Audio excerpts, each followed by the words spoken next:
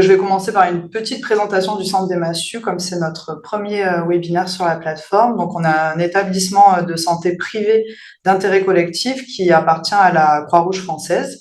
On est implanté dans le 5e arrondissement de Lyon et on dispose d'une offre de soins qui est variée et complète, qui permet des prises en charge globales des patients à travers les âges, donc de l'enfance à la personne âgée.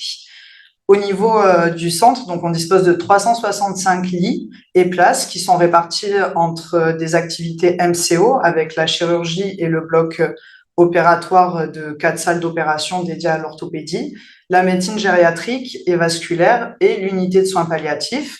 Et on a une activité SMR avec des patients amputés, un service de gériatrie, un service de pédiatrie et de MPR polyvalent. Donc, ces activités, elles sont pratiquées en hospitalisation complète et en hospitalisation de jour. On a 2 nouvelles activités qui vont démarrer en 2026. L'activité de médecine du sommeil avec 6 lits qui va démarrer en janvier et on va aussi accueillir un neurochirurgien, le docteur Christophe Morel. Donc là, l'établissement ce soir souhaite mettre en avant l'activité pédiatrique avec une présentation de la pathologie neuro-orthopédique de l'enfant, quand et à qui adresser son patient. Et du coup, je vais laisser la parole au docteur Firman et au docteur Doin qui vont vous parler de tout ça. Alors bonjour à tous, donc je suis docteur Julie Doin et je suis docteur Clémence Firman. Donc on va vous parler ce soir de pathologie neuro-orthopédique de l'enfant. Donc on va commencer par se présenter brièvement et puis ensuite on rentrera dans le vif du sujet. Petit disclaimer pour vous demander de ne pas réutiliser les diapos qui vont être diffusés lors de cette présentation, comme c'est le cas normalement lors de toute présentation. Donc, pour ma part, je suis Julie Doin, donc je suis médecin de médecine physique et réadaptation à orientation pédiatrique. J'ai été interne à Saint-Étienne et chef de clinique à Rennes. J'ai des DU concernant le handicap d'une manière générale et un master en ingénierie de la neuromotricité.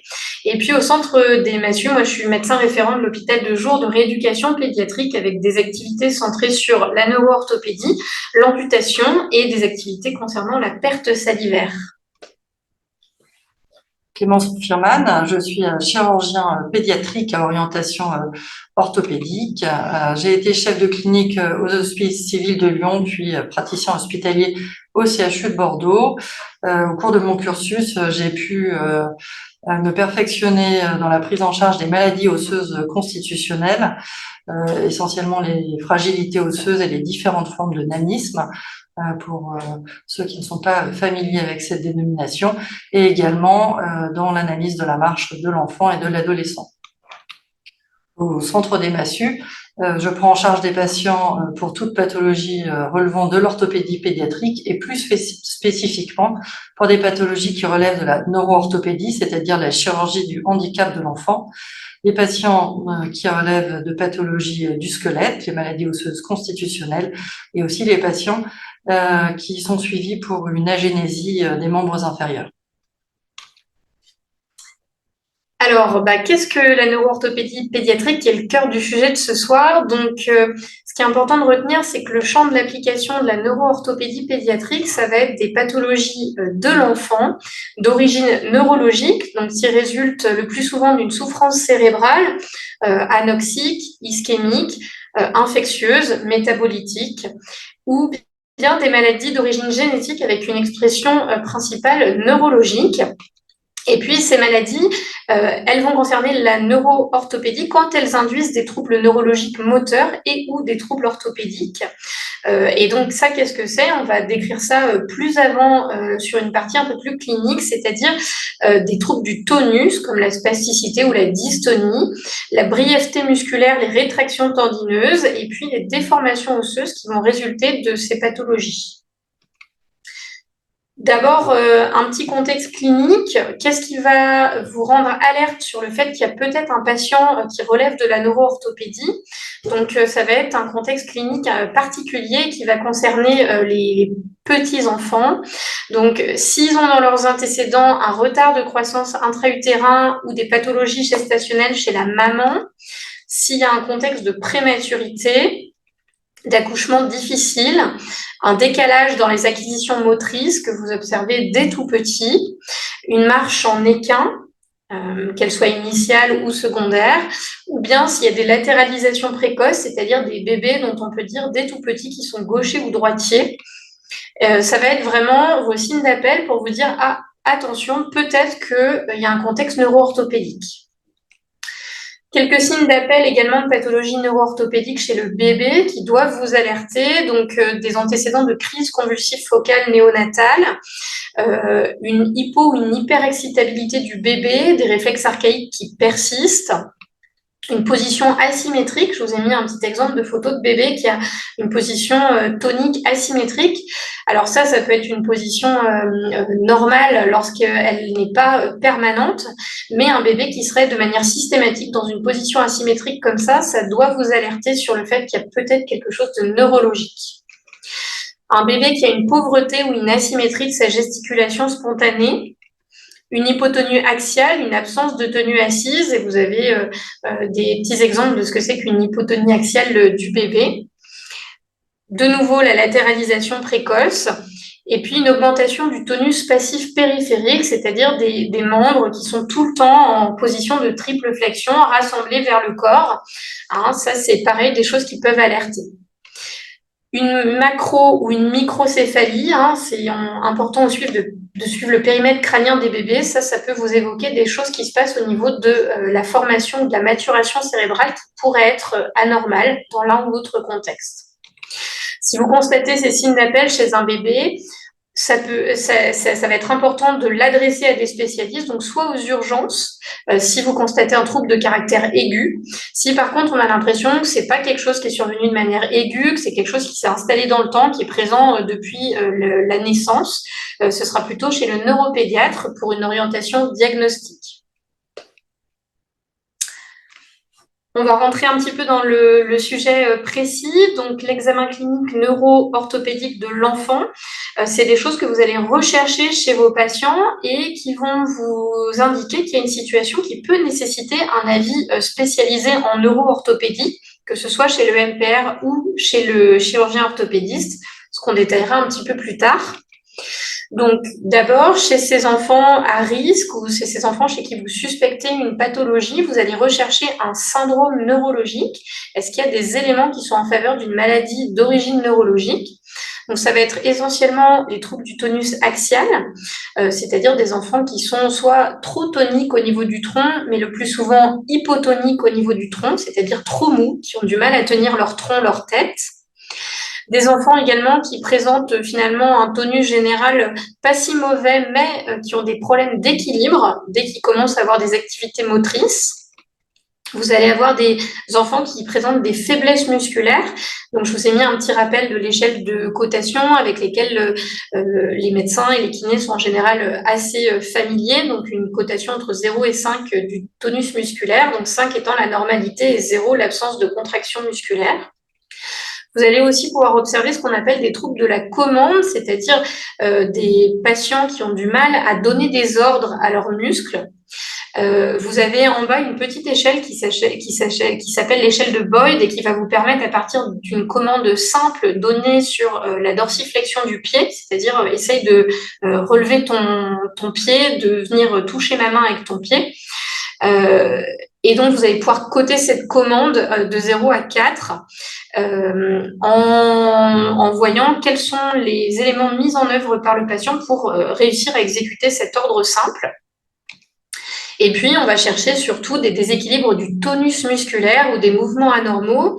Donc, je vous ai mis un petit dessin que vous reconnaissez peut-être, qui est la boucle du réflexe myotatique, qui va être perturbée chez beaucoup de nos patients et se traduire par ce qu'on appelle une spasticité qu'on va pouvoir coter avec l'échelle que je vous affiche à l'écran, qui est l'échelle d'Ashworth modifiée, et qu'on va coter entre un tonus musculaire qui est normal et un niveau 4 où l'articulation concernée est vraiment fixée en flexion ou en extension, abduction ou adduction par une exagération de ce réflexe myotatique. Pour que ce soit un petit peu plus parlant, je vous ai mis des vidéos donc, qui sont représentatives sur celle-ci d'une spasticité. Donc, vous voyez un enfant qui présente de la spasticité quand vous avez déclenché un mouvement d'étirement rapide du muscle concerné. Ici, c'est le biceps. Vous allez déclencher un accrochage qui va se laisser vaincre progressivement, mais qui va freiner la réalisation du mouvement d'extension. Chez ce deuxième patient, vous voyez qu'on est sur la même symptomatologie que le premier patient, mais c'est tellement fort, tellement exagéré qu'on n'arrive même plus à bouger, à déclencher le mouvement de cette articulation. Donc ça, c'est la spasticité. Ça se retrouve également aux membres inférieurs. Vous voyez ici sur un mouvement de rotation au niveau de la hanche, qu'on déclenche une hypertonie, hop, et qui va se laisser vaincre progressivement, avec donc un effet de premier accrochage. Vous le voyez ici également sur des ischio-jambiers. Voilà, donc ça, c'est des manœuvres assez simples qui vont vous permettre de repérer des troubles du tonus qui sont assez symptomatiques des patients qui ont des pathologies neuro-orthopédiques.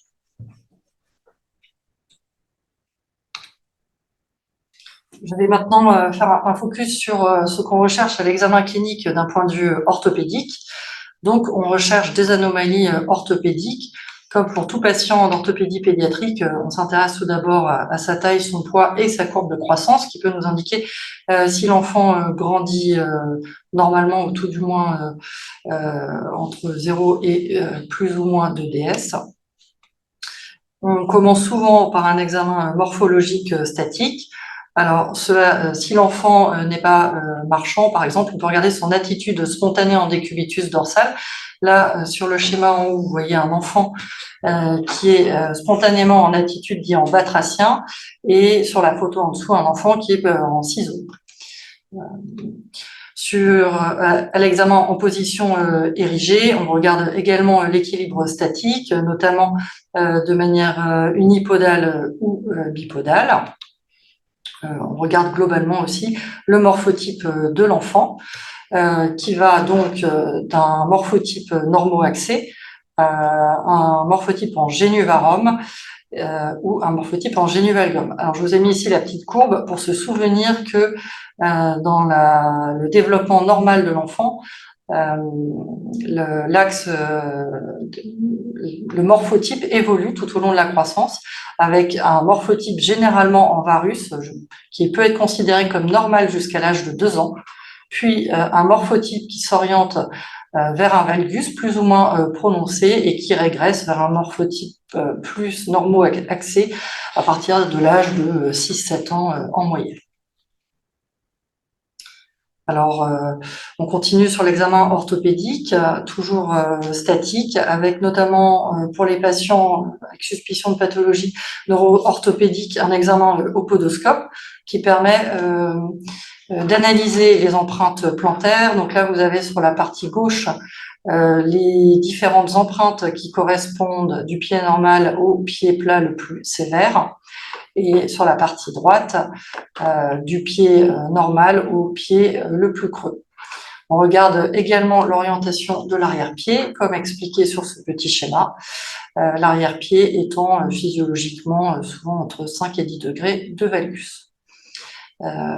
Si les empreintes plantaires ne sont pas considérées comme normales, on regarde s'il y a une réductibilité. On peut aussi analyser plus en détail l'appui, notamment au niveau des orteils. Regardez s'il y a des griffes d'orteils. Même chose, ne pas oublier que dans le développement normal de l'enfant, un pied plat est considéré comme physiologique à la naissance. Avoir un cavus à la naissance est un signe d'alerte pour rechercher soit une pathologie orthopédique pure, soit une pathologie neuro-orthopédique, surtout en présence d'un cavus qui peut évoquer une pathologie neurologique. Et le pied plat va chez la plupart des patients se normaliser en fait avec la marche. On considère que c'est la fonction de la marche qui crée la voûte. À noter que le pied plat en lui-même n'est pas forcément pathologique, puisque selon les populations, et dans une population caucasienne comme la nôtre, environ 15% des adolescents au moins présentent des pieds plats non douloureux, non problématiques en fin de croissance.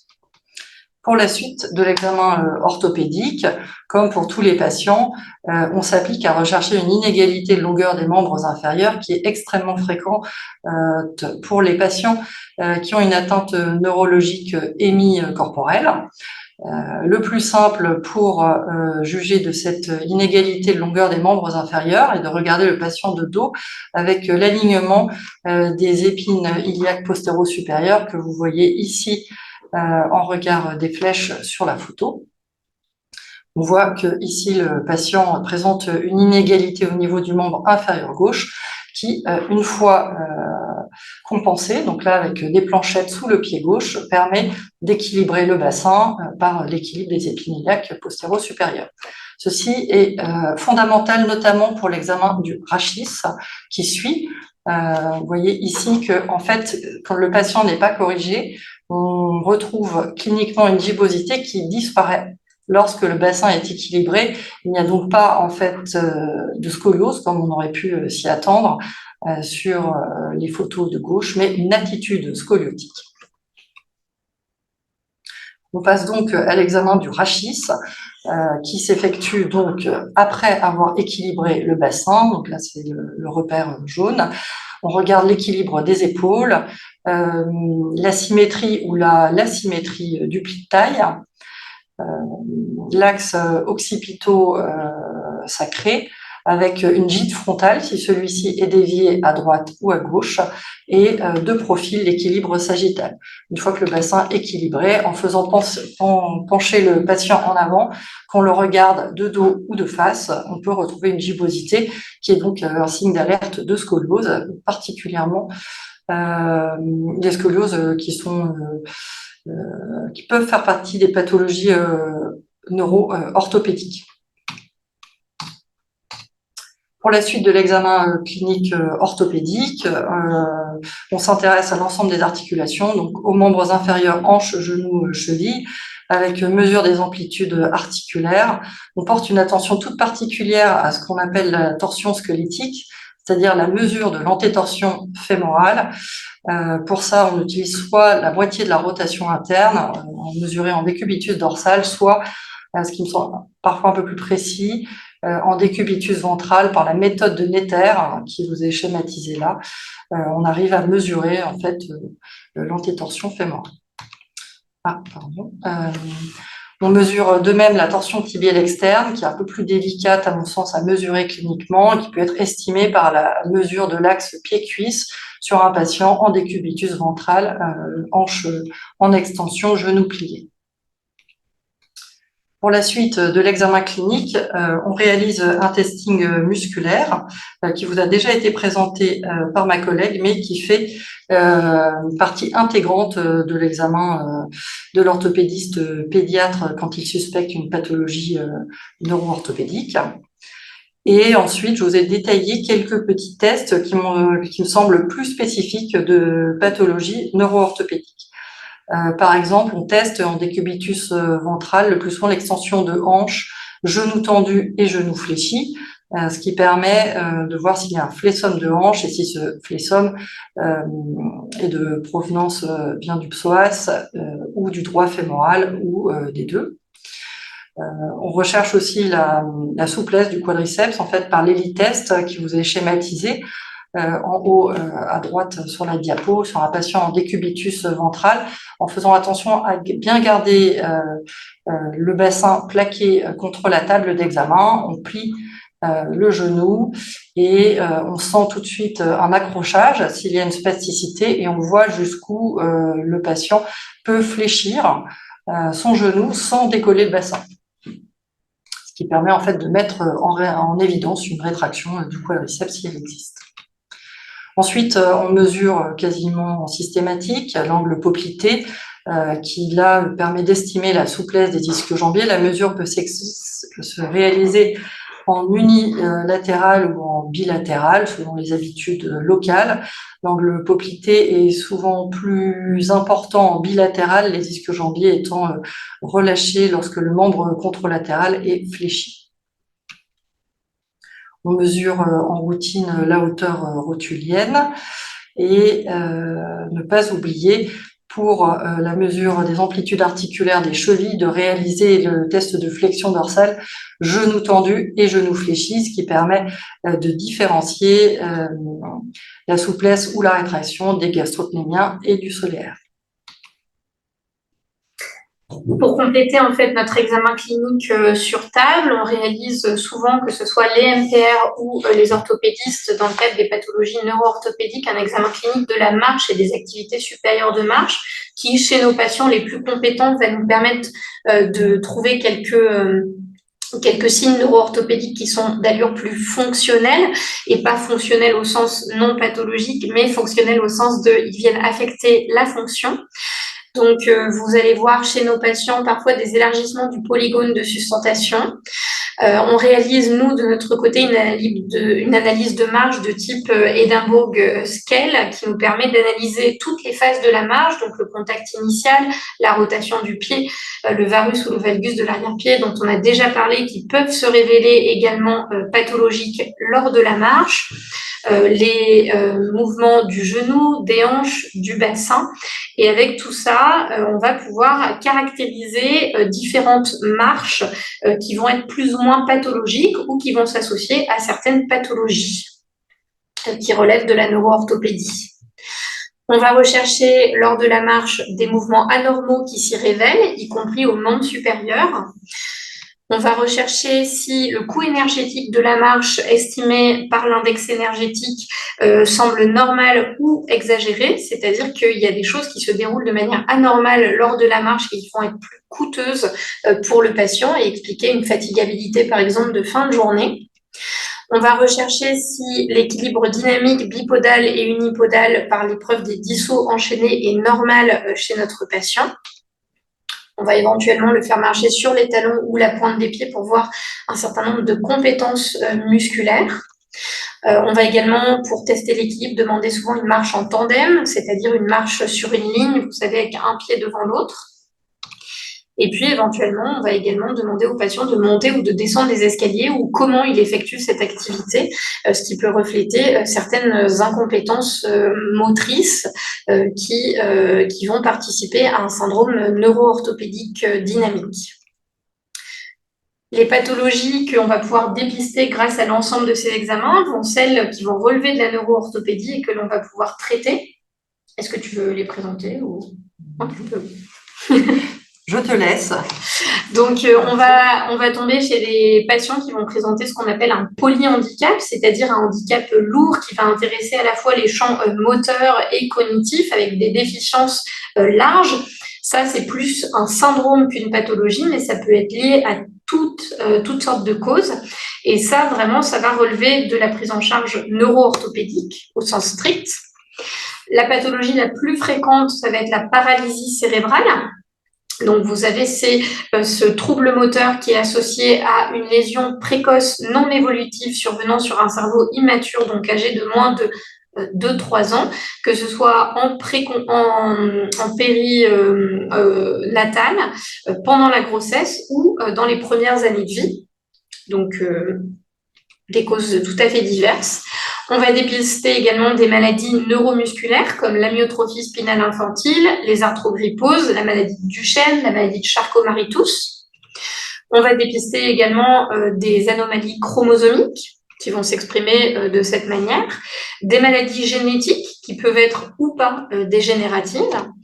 Et puis, on va aussi avoir dans notre champ d'action les enfants qui ont eu des AVC après l'âge de 2 ans, donc des pathologies neurologiques acquises, plus ou moins évolutives, et puis d'autres pathologies neurologiques comme le syndrome de Guillain-Barré, le spina bifida, les séquelles de traumatisme crânien, y compris les traumatismes crâniens volontairement provoqués, comme dans le cadre de la maltraitance infantile. Nous, on va se baser beaucoup sur une échelle fonctionnelle qui s'appelle le niveau GMFCS, qui va nous permettre de classifier la lourdeur du handicap. C'est une échelle qui est normalement destinée aux enfants paralysés cérébraux, mais qui nous permettent de décrire assez simplement le niveau fonctionnel de nos enfants et qu'on utilise parfois par abus de langage dans d'autres pathologies neuro-orthopédiques. Le diagnostic de pathologie neuro-orthopédique ayant été réalisé, le patient est normalement suivi par un médecin de rééducation, mais aussi par d'autres professionnels de santé, en particulier les kinésithérapeutes, puis entre en scène le chirurgien orthopédiste pédiatrique, si ce n'est pas à lui qui a été adressé le patient en première intention. Je voudrais insister sur l'importance de la prise en charge de ces patients en réseau, à la fois avec les structures médico-sociales, les structures hospitalières, et au niveau des professionnels, insister sur des évaluations répétées, si possible par des équipes référentes de l'enfant pour que les bilans qui sont effectués à échéance régulière puissent être facilement comparés, et ensuite une évaluation pluridisciplinaire. Donc nous, très souvent, on s'organise avec des consultations où il y a en routine un kinésithérapeute, un médecin de rééducation et un chirurgien orthopédiste qui sont présents à minima, parfois un ergothérapeute. Et très souvent, pour les patients qui ont une spasticité importante, on réalise maintenant ces consultations avec l'un de nos collègues neurochirurgiens pédiatriques qui a toute sa part dans la prise en charge de la spasticité. J'insiste vraiment sur l'importance de cette prise en charge en réseau qui, à mon sens, est la seule gage de résultats à moyen et long terme. Ça permet à la fois de structurer le projet de soins avec la famille, de clarifier les objectifs et de faire comprendre aux patients et à sa famille que la chirurgie seule n'est jamais la réponse dans la pathologie neuro-orthopédique. La chirurgie, elle a son intérêt, elle peut aider les patients fonctionnellement, elle peut les améliorer, mais elle n'est efficace que si elle est encadrée par la rééducation, par l'appareillage, par l'adaptation du contexte de vie de l'enfant. Alors du coup, on souhaitait insister un petit peu aujourd'hui sur nos rôles respectifs dans la prise en charge de ces patients. À quoi sert le MDR? À quoi sert le chirurgien orthopédiste? Et tout ça pour nous amener finalement sur la conclusion à qui vous allez pouvoir adresser votre patient en première intention et pourquoi. Donc le MPR, on a vraiment un rôle de pivot dans la prise en charge globale de l'enfant en situation de handicap. Clairement, nous sommes rarement des médecins du diagnostic, on est très souvent plutôt des médecins du symptôme. Mais bien sûr, si on est sollicité en première intention, on saura référer le patient au spécialiste qui pourra porter un diagnostic, que ce soit parfois le neuropédiatre, parfois l'orthopédiste, parfois le généticien. En tant que médecin du symptôme, on est des spécialistes du handicap et en particulier du handicap moteur. Ça ne veut pas dire qu'on va négliger les aspects de troubles du développement cognitif de l'enfant, mais c'est vrai que souvent, ça va être nos collègues neuropédiatres qui vont s'intéresser aux aspects plus spécifiquement cognitifs et comportementaux de l'enfant. Qu'est-ce qu'on va pouvoir faire pour vos patients? Prescrire la rééducation adaptée dans tous ces aspects et donc indiquer l'intérêt d'une rééducation chez nos collègues kinésithérapeutes, ergothérapeutes, orthophonistes, psychomotriciens et vous me pardonnerez si j'oublie d'autres confrères rééducateurs qui ont tout leur intérêt dans la prise en charge. On va prescrire de l'appareillage, soit à visée fonctionnelle, c'est-à-dire pour suppléer une fonction déficiente, soit à visée de prévention orthopédique pour essayer de limiter l'évolution de pathologies qui pourraient ultérieurement nécessiter une prise en charge chirurgicale. Si c'est possible, en tout cas, c'est toujours souhaitable. Et puis, on va traiter spécifiquement certains symptômes associés, et c'est le cas, par exemple, pour les troubles liés à la perte salivaire dont je vous parlais dans mon activité, et qui sont fréquemment associés au handicap de l'enfant. On va être pivot parce qu'on va solliciter et coordonner l'intervention de nos confrères spécialistes, comme les médecins spécialistes d'organes dans certaines pathologies ou nos confrères chirurgiens. Et puis, on va participer avec le neuropédiatre, avec les chirurgiens, à traiter le syndrome neurologique et neuro-orthopédique. Je vous ai mis quelques exemples, donc un petit schéma en bas à gauche de votre écran qui va vous indiquer différents traitements qui peuvent être sollicités dans le cadre des troubles du tonus. En bas, vous avez la toxine botuliниque que nous allons pouvoir injecter dans les muscles de nos patients pour relâcher des troubles du tonus plus ou moins sévères. Et puis en haut, vous avez une petite image de pompe à baclofène qui ici est intégrée pour symboliser la prise en charge neurochirurgicale qui va pouvoir être proposée également aux patients dans le cadre d'une prise en charge globale. Quel est le rôle du chirurgien orthopédiste pédiatrique? Alors déjà, le chirurgien orthopédiste pédiatrique est souvent sollicité par un de ses confrères, médecin MPA, neuropédiatre ou par un kiné.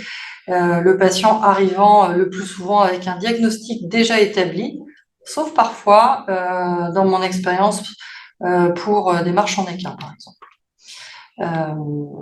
Alors, à quoi sert ce chirurgien? Eh ben, il surveille les déformations osseuses pendant la croissance. Les enfants qui ont une pathologie neuro-orthopédique ont, pour la plupart d'entre eux, une spasticité qui s'aggrave avec la croissance, ce qui majore les déformations osseuses, à la fois due à l'aggravation de la spasticité et à la croissance de l'enfant avec ou sans spasticité. La prise en charge chirurgicale, à quoi sert-elle? Elle peut améliorer la tolérance de l'appareillage dans un but de prévention de la déformation et ou prévention de la récidive après une intervention. Concernant la marche, en fait, le but, c'est de restaurer les bras de levier pour avoir une marche la plus économique possible pour le patient. Les marches associées aux patterns neurologiques sont des marches qui sont très coûteuses énergétiquement. Donc, améliorer la fonction, améliorer la marche permet en fait au patient d'investir son énergie dans d'autres domaines de son quotidien. Et ça permet aussi de prévenir la dégradation de cette marche et le vieillissement précoce du squelette. Alors, qu'est-ce que fait le chirurgien ou qu'est-ce qu'il peut faire? Alors, restaurer l'anatomie osseuse. Donc là, c'est un exemple, par exemple, pour un enfant. Donc on peut travailler dans le plan frontal. C'était un enfant qui avait une excentration de hanche, une subluxation neurologique et qui a bénéficié d'une varisation plus une ostéotomie de bassin de type Degas pour recentrer sa hanche. Alors, on réfléchit toujours dans plusieurs plans. Et parfois, on combine en fait les plans dans lesquels on travaille. Là, le plan sagittal, l'exemple le plus classique, c'est au niveau du genou, où là, le patient, si vous regardez sa radiographie de gauche, il avait un flessum fixé à 90 degrés. On a proposé une chirurgie osseuse, en plus de gestes tendineux dont on parlera ensuite, qui permet en fait de réaligner son membre inférieur et de limiter les douleurs qui étaient dues à ce flessum. On peut aussi travailler dans le plan horizontal en proposant une dérotation, par exemple pour un patient qui présenterait une marche en rotation interne excessive liée à une antétorsion fémorale excessive. Donc là, on va déroter en fait le fémur. Donc c'est pour vous donner un exemple.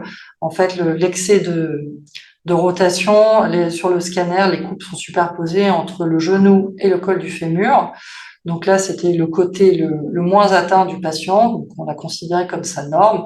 Et de l'autre côté, l'angle en fait entre le bas, la partie distale de son fémur et son col fémoral mesure 60 degrés contre une norme pour quelqu'un qui n'a pas de pathologie neuro-orthopédique aux alentours de 15-20 degrés. Donc ça, c'est pour la partie osseuse. Je vais donner d'autres exemples. Alors, le chirurgien orthopédiste pédiatrique peut diminuer les rétractions musculaires, toujours dans un but de limiter les déformations osseuses qui pourraient apparaître, parce qu'il faut bien comprendre qu'un muscle spastique est rétracté et donc tire en permanence aux extrémités des os, ou là où il est inséré, et c'est ça qui conduit à la déformation osseuse. Le geste le plus classique, c'est de réaliser une aponévrotomie. L'aponévrotomie, ça consiste à sectionner la membrane d'un muscle, ici sur l'aponévrose d'un muscle, en fait, ici sur un triceps sural, une intervention très classique. Non, d'ailleurs, excusez-moi, c'est pas sur un triceps sural, c'est sur un ischio-jambier, sur celui-ci, pour redonner en fait la possibilité au muscle de s'allonger. Là, on voit en fait quand le patient, au début de l'intervention, toute la partie blanche ici était continue, elle a été sectionnée en réalisant 2 V, et ce qui permet aux muscles en dessous de s'étendre lorsque on les tire. Donc ces interventions, elles ont plusieurs noms, par exemple Strayer, Vulpus pour les plus connus. Et en fait, cela indique le niveau où l'intervention est réalisée et quelles sont les aponévroses concernées. Alors, on a parlé du muscle. Les muscles agissent en fait sur les os, soit par une insertion directe, soit par une insertion tendineuse. On peut donc aussi proposer des gestes tendineux, sachant qu'une fois que le muscle est complètement rétracté, c'est le tendon qui perd aussi de sa souplesse et qui peut devenir trop court. On peut alors proposer un allongement classique, par exemple au niveau du tendon d'Achille, qu'on réalise maintenant fréquemment en percutané par des micro-incisions. Maintenant, si le tendon est au contraire trop distendu, typiquement au niveau du tendon patellaire, en fait, avec un quadriceps qui tire trop fortement, on va avoir une rotule qui va remonter un tendon patellaire trop long. Donc là, il existe différentes techniques chirurgicales et on peut tout à fait retendre ce tendon patellaire. On réalise aussi des transferts tendineux qui permettent de restaurer la fonction ou au moins de bénéficier de l'effet ténodèse. Je ne parlerai pas du membre supérieur ne réalisant pas ces chirurgies puisqu'elles sont réalisées par l'un de nos confrères au centre des massues. Par contre, au niveau des membres inférieurs, les transferts les plus fréquents ont lieu au niveau du pied, transfert du tibial antérieur, du tibial postérieur. Les autres gestes chirurgicaux qu'on peut réaliser pour les enfants atteints de paralysie cérébrale le plus fréquemment aux membres inférieurs, des exemples d'arthrodèse. En fait, lorsque les déformations osseuses sont trop importantes, on peut réaliser une arthrodèse qui veut dire en fait une correction d'une déformation en faisant fusionner les os. Donc là, ici, vous aviez un pied plat sévère et on a essayé de rétablir au mieux l'anatomie, donc en réalisant cette arthrodèse, c'est-à-dire en sectionnant les surfaces articulaires, en faisant fusionner l'arrière-pied en un bloc osseux unique, ce qui permet ici, si vous comparez les deux radios, de retrouver un appui talonnier, ce qui sera tout de même utile aux patients. Nos patients souffrent régulièrement d'hallux valgus, qui sont différents de l'hallux valgus, soit congénital du petit, soit qui se développent au cours de la vie, soit hallux valgus de cause neurologique. Et là aussi, on aura tendance à proposer une arthrodèse pour éviter la récidive de la déformation. Enfin, on réalise fréquemment chez des enfants qui ont encore un potentiel de croissance suffisant et un pied plat sévère. On propose la mise en place d'implants soutaniens. En fait, cet implant que l'on glisse, c'est une sorte de vis qu'on glisse dans le sinus du tarse, permet de limiter la divergence entre le talus et le calcanéum. Donc là, vous avez le patient avant, le patient après chirurgie, et guidera la croissance du pied dans une position plus physiologique. Le but étant, dans notre expérience, de limiter les chirurgies plus invasives de type arthrodèse. Alors, pour la conclusion, je te laisse commencer. Alors, en conclusion, donc, vous avez bien compris que la neuroorthopédie, c'est un domaine évidemment spécialisé qui demande des équipes pointues, pluridisciplinaires. N'hésitez donc pas à adresser vos patients si vous retrouvez un contexte évocateur qui vous a fait rechercher des signes cliniques neuroorthopédiques. Si ces signes cliniques qu'on vous a détaillés au cours de ce webinaire sont présents, adressez-nous les patients. On pourra en tout cas compléter la prise en charge du patient, être sûr qu'il bénéficie des meilleurs soins à ce niveau et lui faire des propositions thérapeutiques plus spécialisées. Si vous observez ces signes neuroorthopédiques d'apparition subite ou d'évolution rapide, n'hésitez pas à adresser votre patient aux urgences. Il y a peut-être un diagnostic aigu à faire et à prendre en charge rapidement. Si par contre le contexte est évocateur, la symptomatologie semble subaiguë ou stable, il y a peut-être une pathologie constitutionnelle peu ou pas évolutive, et dans ce cas-là, vous pouvez adresser directement au médecin spécialiste. On a réalisé 2 fiches qui nous ont semblé utiles pour résumer les troubles de la marche de l'enfant.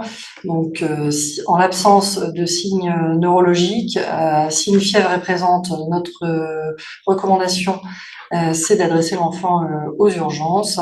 Le plus souvent, ça peut être sur un trouble de la marche fébrile, une pathologie orthopédique de type infection ostéo-articulaire.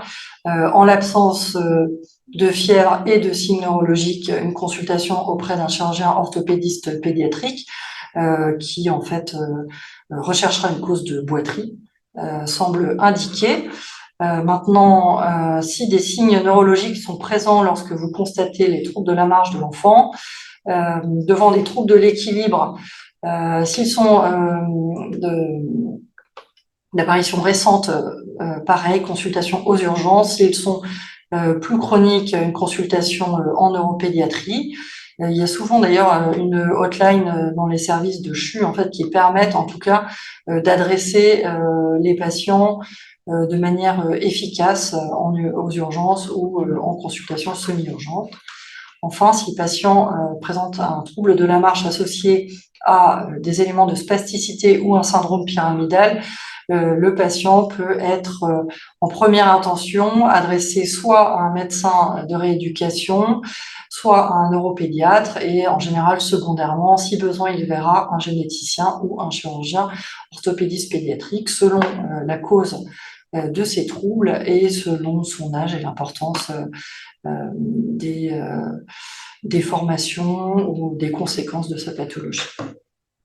Enfin, on voulait aussi faire un petit focus sur la marche en équin, qui est un motif de consultation très fréquent. Alors, tout patient présentant une marche en équin, pour tout patient, il faut demander s'il y a eu une pathologie périnatale, si l'enfant est né à terme, à quel âge il a acquis la marche de manière autonome. Bien sûr, est-ce que cet équin est uni ou bilatéral? Et enfin, si l'équin était présent dès l'acquisition de la marche ou s'il est apparu secondairement. Donc, si l'examen neurologique est normal, dans ma pratique, avant 6 ans, j'ai appris qu'une surveillance clinique simple suffisait, la marche en équin faisant partie du développement normal chez certains enfants. Si l'enfant a plus de 6 ans, effectivement, une consultation s'impose. Ça peut être une consultation auprès d'un chirurgien orthopédiste pédiatrique ou auprès d'un médecin de rééducation. On demande très souvent de principe un avis neuropédiatrique devant cette marche en équin qui persiste au-delà de l'âge de 6 ans. Ce qui permet quand même assez régulièrement de récupérer des diagnostics qui n'ont pas été faits plus précocement. Enfin, si l'examen neurologique associé à cette marche en équin est anormal, là, une consultation en neuropédiatrie plus urgente nous semble indiquée avec ensuite probablement une entrée dans une filière neuro-orthopédique avec un référent principal qui sera le médecin de rééducation et, si besoin, un avis chirurgical auprès d'un orthopédiste pédiatrique. Voilà, j'espère que ce webinaire vous aura permis de clarifier la prise en charge et ce qu'on peut proposer pour les enfants qui présentent des pathologies neuro-orthopédiques. Normalement, on est dans les temps et nous attendons vos questions.